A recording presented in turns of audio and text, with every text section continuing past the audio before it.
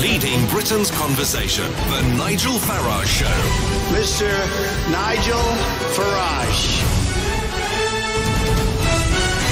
Thank you, Donald, and good evening, everybody. Well, a very, very difficult 24 hours for the 45th President of the USA, Donald J. Trump. If you've not been keeping abreast of it, Paul Manafort, who was for a bit Trump's campaign manager until he was sacked in August of 2016, he has been found guilty of a number of financial crimes, and they're serious. We're talking about big money that Cohen earned back in 2006, 2007, working with the Ukrainians, money not declared, allied to a very lavish lifestyle. Manafort found guilty and facing, probably under American law, the rest of his life in prison. All of this, of course, because of the Mueller investigation, which was set up to find out whether there was Russian collusion in the campaign. But the trouble with these investigations, of course, is they're set up to do one thing and they then finish up doing something else. I think we can say Paul Manafort is the modern-day Al Capone in a way. Al Capone, mobster, gangster, responsible for a lot of people being killed. I mean, bigger crimes than Paul Manafort. But when he was investigated, in the end, they got Al Capone and put him in prison, of course, for not paying his taxes. That's kind of what's happened here to Paul Manafort.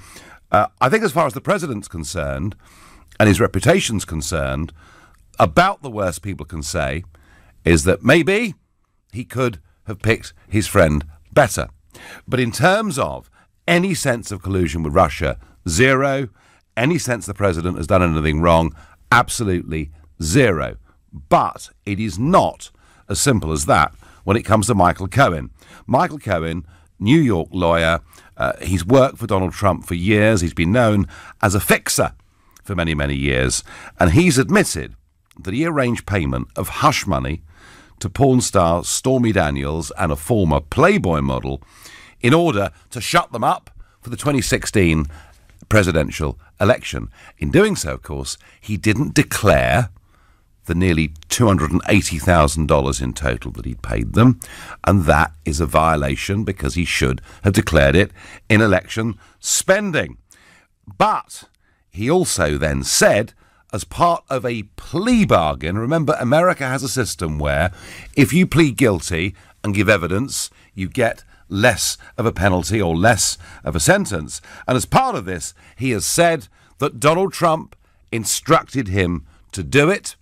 And there are some that are speculating part of that plea bargain is that he now goes to the Mueller investigation and says more things about the president. So as far as Michael Cohen is concerned, potentially it's serious if Cohen can prove the president told him to do this. And we'll look at the money and previous history in a moment. But here was Donald Trump last night responding to a very, very difficult day. He was speaking at one of his big rallies in West Virginia. Fake news and the Russian witch hunt. We got a whole big combination. Where is the collusion? You know, they're still looking for collusion. Where is the collusion? Find some collusion. We want to find the collusion. Well, 15 months now we've had this investigation going on to Russian collusion. At the moment, I don't think they've produced a single shred of evidence, but there's no doubt that not only is it annoying Donald Trump that it's going on this long, but I think it is slowing up a little bit the wheels of government. Now, remarkably, Michael Cohen, who has gone for this plea bargain and is now saying it's all the president's fault, Michael Cohen has his own lawyer, Lanny Davis, and here was Lanny Davis speaking today. Donald Trump committed a felony, a crime, by ordering or pressuring that hush money be paid so that his political election chances would not be harmed by the outbreak of these two stories right before the election. It's a horrible system in America, isn't it? You plea bargain and suddenly, all the accusations are going on to somebody else, not you. Well, that was Lanny Davis, Michael Cohen's attorney, saying it's Trump what done it. So what does it all mean? Much talk that this could lead to impeachment. It's a word that we hear used in America a lot without perhaps fully understanding it. However, Harvard law professor Alan Dershowitz said earlier on today this does not necessarily mean Trump will be impeached. It is not a crime for a president to pay hush money himself to help himself get elected. It is a crime for somebody else to do it. But if the president directed him to do it and told him that he would be compensated for it, that becomes much murkier. Well, isn't that a strange twist on the law? So actually, if Trump did say, pay the money to these women, that wouldn't be offence. But if Cohen had done, who knows? Who knows where this all ends up? I do sometimes bemoan how litigious we become in this country. We've got nothing on the level that America has got to. But the facts are, folks, two people closely allied to President Trump have received convictions within the last 24 hours. I want to know from you, do these headlines, and by the way, there are plenty of them, you know, the New York Times, pleading guilty, Cohen implicates the president. The Washington Post, convictions tighten squeeze on Trump. The Guardian, Trump's worst hour as former aides guilty of finance crimes. And top of the pops is the New York Post, Don's cons. So there's acres of coverage out there. The president, of course, will always say they engage in fake news. Let me ask you, is your perception of President Trump damaged by these headlines that we're seeing and that we're hearing today? And if you think, yep, this does actually damage the president and perhaps cause a real problem for his future, then call 0345 6060 973. Maybe you think, do you know what? He's been a great president. The economy's going well. He's had all this stuff thrown at him before. None of it matters. Text to 84850. Or maybe you think, actually, whilst a crime was committed here, by the looks of it by Michael Cohen, it's of such a relatively small scale compared to an election in which about $1.6 billion was spent, that actually the media really are hamming this up in a very biased way against the president. If that's how you feel, tweet using the hashtag Farage and LBC at LBC, and of course watch us on Facebook and comment there too. Ben in Bristol, is your image of Trump damaged by this? Hi, Nigel. We're together again. Hello there. It's been a while, doesn't it? It does. Yeah, well, you know that I'm one of the few people who's been with Trump from the beginning. I've been phoning to you and to your predecessors, and I've always said, I stand alone. I live in Bristol, the liberal capital of Britain, Yeah, and I stand alone, with the Trump haters and the anti-Brexiters. Look, I'll tell you, this is just distraction, Nigel. The big event on the stage is what's going on in America, is you're seeing a man who's been raised up, predestined for this job, operating like a true genius, spiritually empowered by God himself, Donald J. Trump. Really? Wow. America, I mean, I'm a fan, but I wouldn't go that far, Ben. He's not perfect. He went with those women, he did those silly things, and trust me, all the people who voted for him, do they care? They don't care, Nigel. They're not interested. The liberal media, in hysteria, they care because they're losing their grip on power and they can't understand what's going on before those. They cannot understand this. This will just be, mark my words, Nigel, this will just be like all the other things, like the tape, the locker room talk and all that. They thought that would finish. They thought this, that Omarosa is all water for ducks back, and he's going to serve the 2 terms. He's going to serve the 2 terms. He's going to thrash. You think that last election was a big victory. You wait till you see the next one go in. Don't you think that the people who voted for him are happy with what he's done? I do, actually. Loads of people no, Ben, I do. However, there is the prospect. We've got the midterm elections coming up in November. I think all the money says, the smart money says, he'll keep the Senate and maybe increase his majority, but he could lose the House. If he loses the House, and I will explain this, listeners, later on in the programme, but if he loses the lower house, he could face impeachment, Ben, couldn't he? He could be. They'll say that. That'll be the pattern all the way through his presidency, Nigel. It's the water off a duck's back. You'll be having these phone-ins all the way through, and every time you think they're going to bring him down, it's just not going to happen. Well, He's Ben, got too many people praying for him. He's got too much predestination for this job. You watch him. He's going to go all the way through. Does that mean he's perfect? No. What we like about him is he's a regular bloke who's done silly things in life. That's how you can see that it's higher forces at work in this bloke. It's just him. Well, Ben, I don't know about higher forces, but I do know that he's a very, very effective business and political operator. And as you say, he's survived crises before. Ben, thank you. And Ben takes the view that Trump supporters could not give a damn about this stuff. And in the main, he's probably right. Mueller has not yet finished, Nigel. How can you defend Trump, says Harry in Sutton. Harry in Sutton, how can you attack Trump when you've got no evidence of collusion whatsoever? Mueller has nothing on Russian collusion. After 2 years, he comes up with zero. I think it's 15 months, Tony, but whatever. It's 400 and something days. It really is getting, frankly, a little bit ridiculous. I think Trump will get fair due process in the US, whether or not people are out to get him. Well, let's see. So what is impeachment? Impeachment is a means by which a complaint is put in about a president, normally by a judge, for high crimes or misdemeanors. The definition of that is somewhat unclear. That can then go to the US House of Representatives, who will debate and vote on an impeachment process. If, of course, the president was found guilty of impeachment, they would be removed from office. A simple majority in the House of Representatives then turns it to the Senate, where the Senate becomes effectively like a jury. The Chief Justice of the Supreme Court presides. They take hearings, they vote. It would take 2/3, 67 senators, to vote to fully impeach the president. The president would then be removed. 2 presidents have been impeached, one, of course, being Bill Clinton.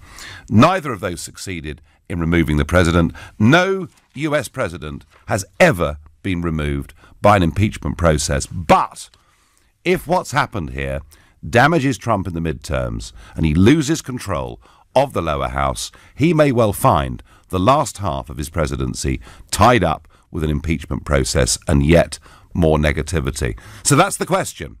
Does this damage your perception of Trump? Does it damage American voters' perception of Trump in the run-up to these elections taking place in November this year? You're listening to The Nigel Farage Show, exclusive on LBC. It's 7:15. So Trump's fixer, his own trusted lawyer, Michael Cohen, has now turned against him, pleaded guilty as part of a plea bargain, now saying it's Trump that made me pay the money to the former Playboy model and to Stormy Daniels, and his own lawyer now attacking Trump. And I guess that's how plea bargaining works. I hope we never in this country move towards a plea bargaining system. It is ugly and I don't like it. Trump, to his credit, did show something of a sense of humour in the midst of this crisis by putting out a tweet that said, "If anyone is looking for a good lawyer, I would strongly suggest you don't retain the services of Michael Cohen," and even CNN thought that was actually quite entertaining. How serious is Michael Cohen's crime? Well, it's a federal offence. You should report campaign expenditure and donations. If only we enforce the law in this country rather more strictly. So, yeah, and we're dealing with up to $300,000 here that should have been declared. But can I please give you a little bit of historical comparison? You see, in 2008, the Obama campaign did not file notices of 1,300 donations of over $1,000. They amounted to $1.8 million, the result of which was the campaign was fined £375,000, the biggest fine levied for such a thing. Nobody went to prison. It wasn't in the UK newspapers. LBC and other shows didn't debate it because, you see, that was President Obama. So that's okay. But when it's President Trump, it's not. Although you have to say there is the added lurid angle of a former Playboy model and Stormy Daniels. So I guess it was always going to make a story. Nobody looks at the good things he has done from America, I get on Twitter. Well, that I think is perhaps true. I really do wonder whether Ben from Bristol may well be right. And by the way, I didn't agree that there's some sort of great divine guidance for the president necessarily. But the point being that actually Trump supporters believe in him. They've seen this kind of stuff before. They just don't really care. Shiku is a new caller from Dagenham. Good evening to you. Good evening, sir. You stole my thunder. Oh, no, what have I done? I still had a few more tricks up my sleeve, but you did steal my thunder about the misleading headlines. Should I say, just for a second, I am honoured to speak to you, sir, and I just want to say thank you for everything that you have done. Well, that's kind of you, Shiku, Yes. very kind of you. But, so, I mean, how have you... Let me ask you, what's your view of Trump been over the last couple of years? Look, your previous caller said this guy seemed to have been bred for the job, and it seems as though every epoch seems to kind of like breed a leader designed for the times, like Churchill, for example, or Victoria, or actually even Margaret Thatcher. I think these people are made for it, and I think that's why it looks easy, because he was designed for it. There's nothing that Trump is saying now that he didn't say 30 years ago. I think that's why it looks so simple, because he breathes these ideas and he believes in them, and I think that's why it's working, because he's convinced. Everyone else around him is also convinced. He's certainly, I mean, you're right about one thing. There are many, many of these issues that he's been talking about for at least a couple of decades. Maybe you're right, maybe it's even 3. So there has been, on many, not everything, but on many issues, a great consistency with Trump. So do you feel, Shiku, I mean, you're saying he's the man for his time. Do you feel he emerges undamaged by any of this? Of course he's going to emerge undamaged. If the Billy Bush tapes didn't do it, I can't see what else could have. Yeah, actually, you're right. If he could survive those tapes, he could survive almost anything. I know, I was there. It was a bit... Alan Dershowitz actually says that what's happened here is pretty much what they'd call a political sort of jaywalking offense. I just don't see how... In fact, if anything would damage Trump, I think it would be sitting down with the council and giving evidence. I think what would happen is they will catch him making some sort of mistake. Yeah, a factual error or whatever, yeah. Exactly, and I think he shouldn't do that. I think they should take that all the way to the Supreme Court, and he would demonstrate that he can't be called in to provide evidence, especially if there's no crime or if there's no new evidence that's required from him. And I think they pretty much have everything that they need anyway. OK, no, Shiku, listen, you are a staunch Trumpite from down there in Dagenham. First time caller of the show. Do call again. Thank you. George on Facebook says, I'm with Trump all the way. He will get re-elected. Andrew says, Trump should ditch the Republicans. The Republican Party means nothing. Trump should start his own party. Well, in the end, after those Billy Bush tapes, and I say, I know I was there in America, I was there on the day and I saw congressmen, senators running from the hills, disowning Trump as their official candidate. He almost won this election as an independent candidate. But what he's done over the last couple of years, he's tried to reunite and to reshape the Republican Party. And actually, Andrew, OK, we know the John McCains and others, the Jeff Flakes can't stand him. But actually, he's done a pretty good job of uniting the Republicans. He's not moving away from that party. Of that, I am pretty sure. Alex is calling from Maidstone, another new caller. Alex, good evening. Good evening, Nigel. Lovely to talk to you. Good to talk to you. What I wanted to say was I think this hush money will definitely be like water off a duck's back to his voters. And I am a Trump supporter. I'm a big Trump supporter. Right. But I think the main thing that's going to get him and that I'm worried about is him coming across as unhinged, which I think you're seeing sometimes, especially on his visit to England, when he was kind of reprimanded by the White House when he got back. And occasionally, I do have my hand almost in my mouth, worrying that he's going to kind of. I mean, I love him because he says what's on his mind, and he just goes for it.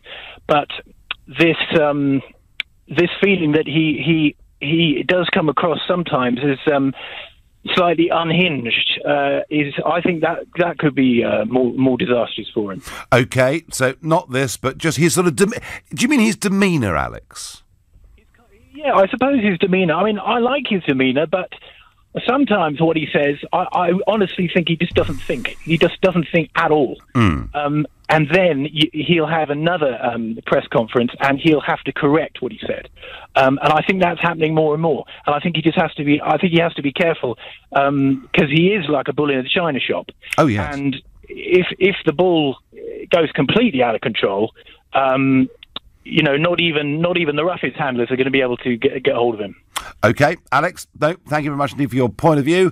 Are all the Trump haters squeaky clean? I don't think so. Support coming in here for Trump. Hey, Nigel, didn't you say Donald Trump was a breath of fresh air? Asked Nikki in Brighton. I can't remember. I probably did. Now, the Nobel professor on Twitter says to me, you are trying to soften the blow on Trump. No, but I am trying to explain the scale of what Michael Cohen appears to have done wrong. These two women were paid money to go away and shut up, OK? And what I'm pointing out is that amounts to nearly $300,000. What I'm pointing out is the Obama campaign did not declare $1.8 million, and you heard no debate about it. I am a Trump supporter. Yes, I am. Even I would say this is not a great day. I worry, will it have a knock-on effect on the midterm elections? I suspect that what we've heard from a couple of callers and a few texters and tweeters is right.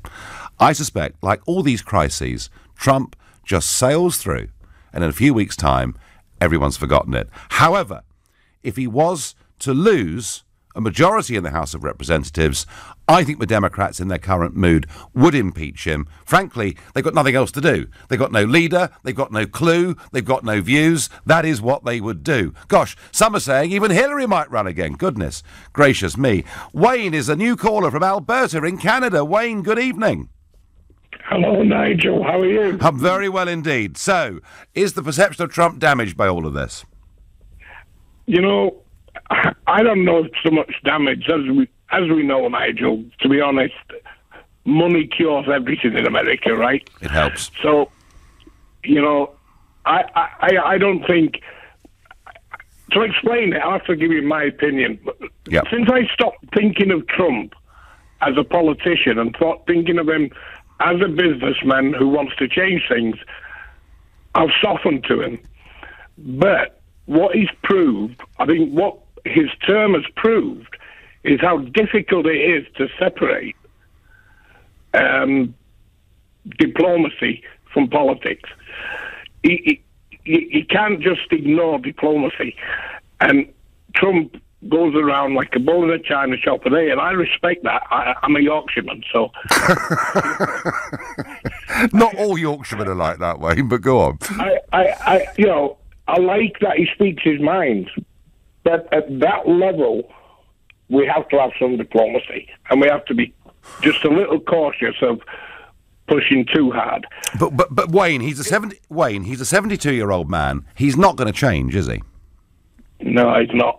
It just isn't. I mean, it's an old dog on new tricks. He's not going to change. Wayne, let me just ask you, and by the way, thank you for calling. Let me just ask you, and I understand what you say. If you think of him as a businessman, not a politician, I agree. People would soften to him.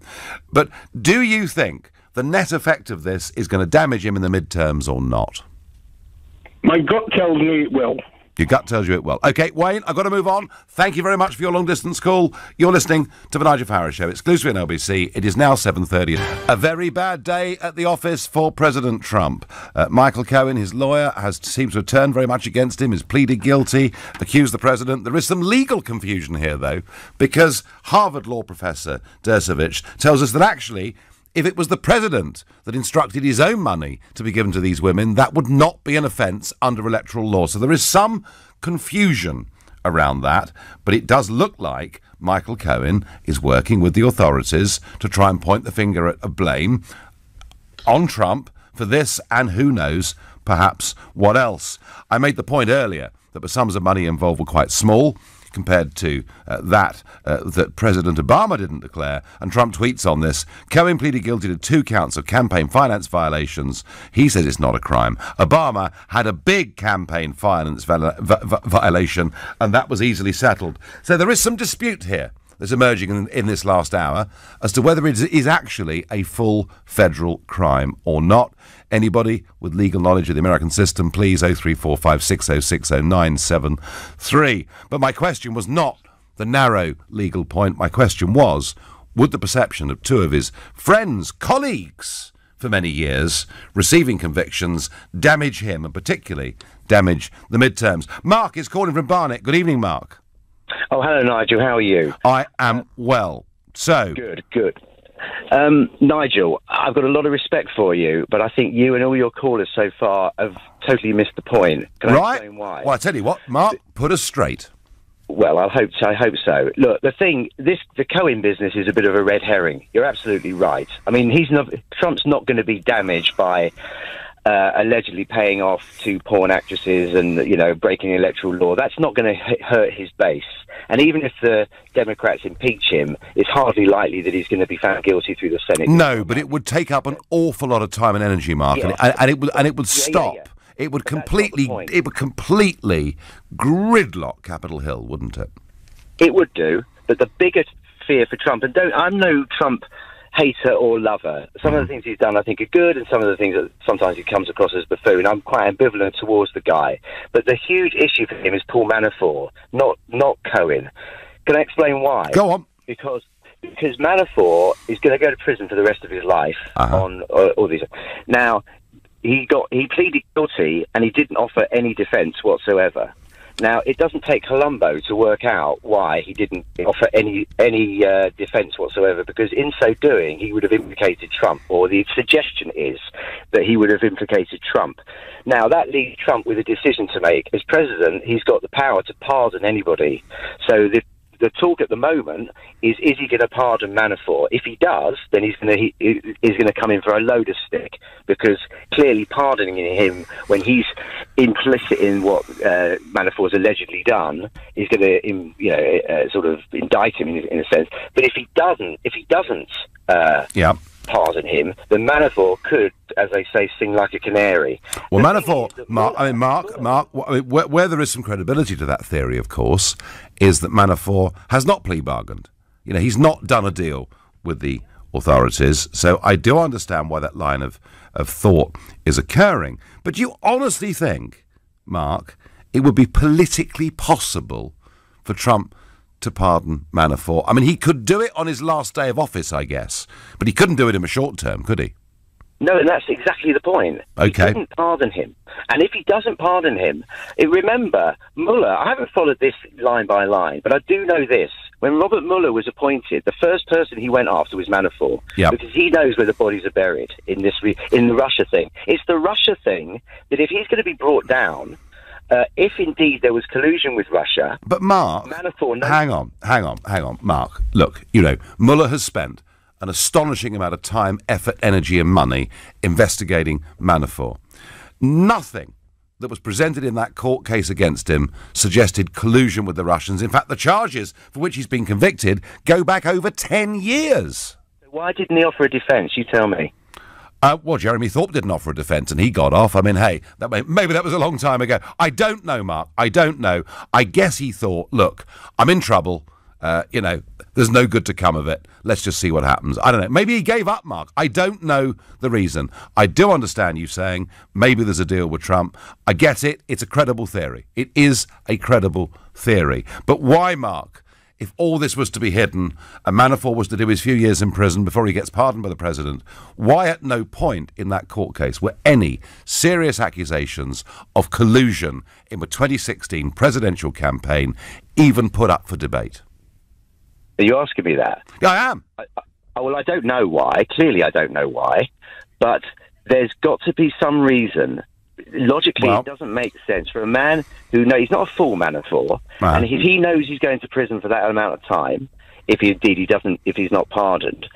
Look, in any court case, you've been around long enough. You know this. In any court case, if you offer up a defence, other things come out of that defence.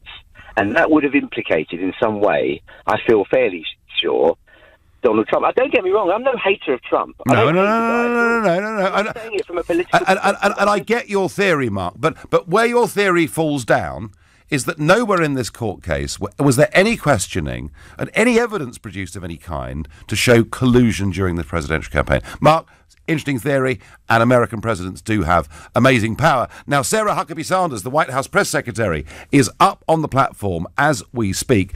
She's not looking particularly thrilled to be there, I have to say, and she was asked at the start of this press conference, which is still going on, if President Trump has committed a crime. As the president said, we've stated many times, he did nothing wrong. There are no charges against him, and we've commented on this extensively. Then why not report these payments? Again, I'm not going to get into the back and forth details. I can tell you, as the president has stated on numerous occasions, he did nothing wrong. There are no charges against him in this. And just because Michael Cohen made a plea deal doesn't mean that that implicates the president on anything. Can you stand here today and say the president has never lied to the American people? Because so many people now look back at that tape of him on Air Force One saying he knew nothing about these payments, when in fact we now know he knew everything about these payments. So has he lied? Look, again, I think that's a ridiculous accusation. The president in this matter has done nothing wrong, and there are no charges against him. John? The president said to Fox News in an interview with Ainsley Earhart this morning that this could not have been an illegal campaign contribution because he paid the money. He put more than $60 million of his own money into the campaign. So how do you draw the line between, I mean, maybe this didn't flow through the campaign, but how do you draw the line between what was a campaign contribution and what might have been a payment to somebody for other purposes? Look, I'm not going to get into the back and forth of the legal part of this. I would refer you to the president's outside counsel on that. As I told Cecilia, what I can tell you is what the president has stated a number of times. He did nothing wrong. There are no charges against him. Just because Michael Cohen has made a deal doesn't mean anything with regards to the president. Stephen? Sarah, the president tweeted this morning in frustration that Michael Cohen wrote. Perhaps you can shed a little bit more light on that, because the implication is that Michael Cohen gave up something that the president would rather stay secret. Is that what we should read into this, or is there another? The president has expressed his views on that. I don't have anything further to add. Can I ask one other question? Is the president now planning on or intent on pardoning Paul Manafort? The Manafort case doesn't have anything to do with the president, doesn't have anything to do with his campaign, it doesn't have anything to do with the White House. Interesting. So, the Manafort question being asked there, as our previous caller Mark had raised, and interestingly, quite clearly being said in that press conference that if this hush money was paid to these two women by the president out of his own pocket, then no offence has been committed, just as the Harvard law professor told us at the top of the hour. So if that's the case, why does Michael Cohen plead guilty and then say that Trump paid the money and knew what was happening when he's a lawyer himself? Confused of Leicester Square here on that particular question, I have to tell you. Let's go to Janet in Esher, a new caller to the show. Hi, Janet. Hi, Nigel. Hi. Thanks for having me on. Just questioning you a little bit about what you've been saying about Trump's overspend and equating it with Obama. Well, we're now beginning to learn, Janet, that maybe Trump, if it is Trump, he's committed no offence at all. But there is confusion over that. As far as Obama's concerned, it was $1.8 million of undeclared donations, yeah? Fined by the Federal Election Commission for failing to file a series of 48-hour notices on their donations. It was not covered up, and therefore it wasn't treated as a crime. So it's totally different. I do not like the way that you actually say things which are partially Why were they fined then, Janet? They're partially true. Why were they fined? Genius, because you're actually misleading people. Well, maybe... Very cross. I also feel... Well, maybe... Hang on, Janet, on that point. Maybe the entire media... Over the EU... Maybe the entire media, Janet, are misleading everybody on Trump, accusing him perhaps of committing a crime when he hasn't. You're telling us we will be better off with the WTO when we will have huge tariffs of 10% to 35%. Yes, Janet. There's a great big world out there, Janet. You're getting very excited on a different subject. But I tell you what, the point... No, Janet, we can't have this. We are talking about Trump. I mean, I'm sometimes accused... people say, well, you debate Brexit too much on this show. This is a Brexit-free zone tonight. We're talking about perceptions. We're talking about what is legal and illegal. You make the point that Obama... His campaign was fined $375,000, but you say it wasn't an offence. Thank you very much. Bye. Right. Well, who knows? Who knows? Who knows? You can't win them all, can you? You're listening to The Nigel Farage Show, exclusively on LBC, and it's now 7:45. Tough day for Donald Trump and tough day for anybody to kind of work out why Michael Cohen pleaded guilty and then said it was Donald Trump's money that paid these women when that, it's becoming clearer and clearer, would not have been an offence. Is it? It's been suggested to me in the break, now a personal vendetta. Does Michael Cohen just want to damage the president? I really, really don't know the answer to this. Let's go to Dallas in Texas and speak to Bill. Bill, good evening. Good evening, Nigel. How are you today? Okay, so can you work out what Michael Cohen's up to, Bill? Well, setting aside that it's a statement he made entirely in self-interest, ahead of his sentencing, and the fact that compared to a Clinton who treated relationships fairly poorly, Trump sends them on their way with a lovely parting gift. And that, no Trump... That's a very interesting defense of all of this, Bill, but go on. He actually has a history of doing this, and it's very on point, because the question isn't that he paid someone after a relationship. It's whether it was reported as a campaign expense. Yes. And he's been doing this long before he had any intention of becoming president. So they can demonstrate that this is just, anyone who contends that this is campaign-related has a long road to hoe to prove that it's not just him wanting to be discreet. But, Bill, if that's the case, and I hear what you say, and you say there's a history of this happening before over the years, why did Cohen plead guilty? I don't get it. Well, if you look at the list of charges against him and the time he was facing, the government can bring tremendous pressure to bear. I mean, what would prompt him to record? So what you're saying, Bill, is he pleads guilty for something he's not guilty of in order that other things get left off. Yeah. Absolutely, or a reduced sentence. Absolutely. Okay, no, that does, Bill, perhaps make sense. And overall, Bill, I mean, you're there in a very much a Republican part of America. Do you see this damaging Trump in the run up to the midterms? Not among those who already support him, not in the least. This is already baked into the cake. Okay. Bill, thank you very much indeed for your point of view. And Bill, they're saying, hey, the one logical reason is he gets less of a sentence, other things get forgotten about, other things get dropped. I guess that is a bit of an explanation. Still looks very, very odd indeed. Colin on Facebook says, Obama wasn't on Twitter all the time when he was POTUS. Could this be Trump's downfall? Well, do you know what, Colin? A lot of people have said that this could be, the end of the president. The 5:30 a.m. tweet that hasn't been fully researched and thought through. But you could also argue he would not have become president of the USA if he hadn't used Twitter. That was his means of direct communications. Last time I looked, Colin, he's got 52 million followers. I mean, it's absolutely mind-blowing. Robert on Facebook thinks the Democrats are desperate to introduce the president. Well, that is certainly true, Robin. And as I say, my contention that I'm putting out there tonight, if they get a majority in the House of Representatives, they will impeach the president and it'll be gridlock. Rosemary's calling from Richmond. Good evening, Rosemary. Good evening, Nigel.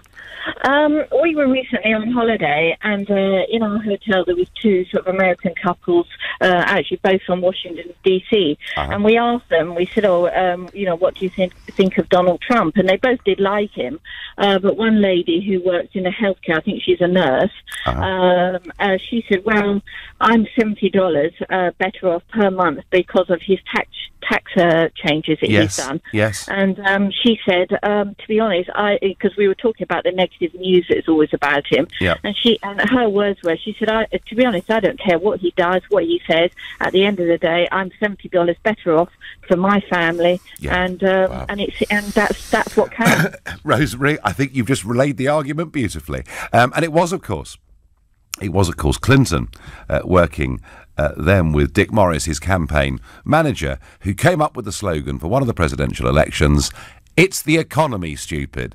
And I guess that's what she was saying to you, isn't it? Yeah. I mean, if you're better off per month, what does it matter?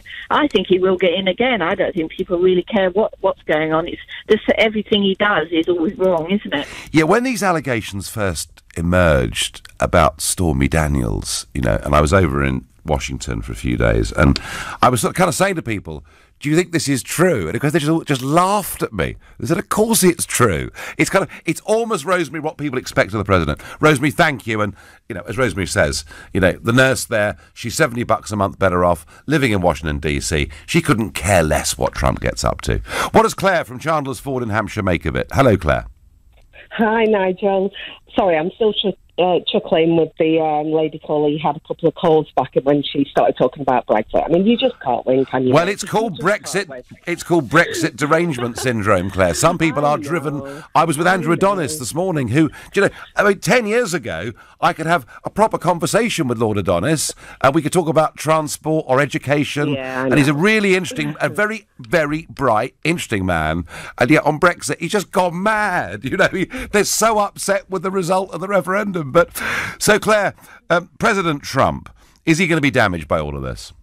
Right, well, we're on to Trump derangement syndrome now. We are. I mentioned Brexit. Yeah. Derangement syndrome. Look, I worked in the law for 15 years in the UK, and I know a bit about it, right?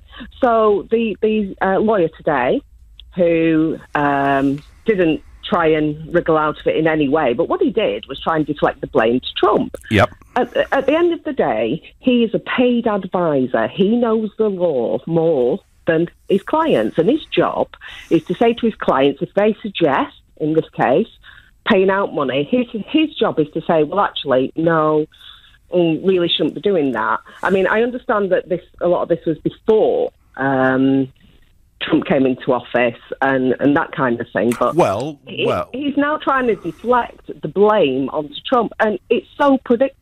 It's so predictable, and the liberal media are doing it as well because they're not interested in the facts. No, but it was during the campaign. I mean, the argument, Claire, is not that these things didn't happen before the campaign. The argument is that the money changed hands during the campaign period. But I don't know. So do you think? I mean, do you think that Trump just sails through as if nothing's happened? Well, I don't think he's guilty of any misdemeanour in terms of the law, because his advisor should have advised him that that wasn't the done thing. And as his advisor, he could have refused to do it. Yes. Yep. No, fair point, Claire. Thank you very much indeed for that point. Yes, absolutely. If Michael Cohen was so worried about all of this, why did he, as a registered lawyer, accept Trump's instructions? Is a good point. And are there going to be some tapes that emerge of Trump saying, you do this? I doubt it. Somehow, I doubt it. I have to say, the more I look at this, I don't really think he's going to get badly damaged by it. Short term, there may be a bit of a dent. I read today he's going to do 40 big rallies out round the country between now and Election Day. And hey, this is the stuff he's actually very good at.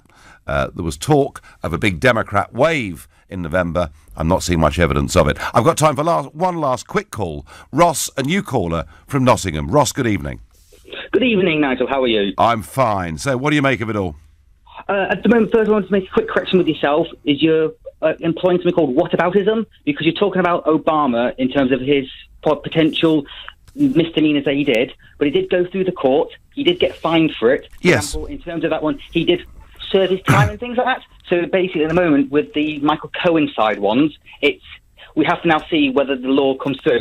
Example, you did say about the... All I was doing, Ross, just quickly, all I was doing was pointing out the size and scale of the accusations here against the size and scale of accusations that were made against President Obama's 2008 campaign. I was just giving it a sense of perspective. But that doesn't change any factor whether someone's done something right or wrong, does it? No, but I think when it comes to campaign expenditure or non-declarations, certainly my experience of I mean, we're very weak in this country, Ross, on it. Very, very weak indeed. And there's one quite big case about this still going on. But Ross, there is a difference, isn't there, between a small sum of money and a very large sum of money? Not in this case. It's basically whether are they overspending or is it the expenditure the right kind of expenditure. So, example, as I now go into the other point you're saying about Michael Cohen's going to use as against him and things like that. Yeah. Example, Trump's core supporters will ignore this. They'll absolutely ignore this. It's what it's going to affect is the floating voters, and that's what the problem is. That in the past, when first Trump came in, he was a breath of fresh air to everyone. And that's why I think a lot of people did vote for him, because he was a breath of fresh air. Now they're seeing everything coming up, more scandal, more things like that.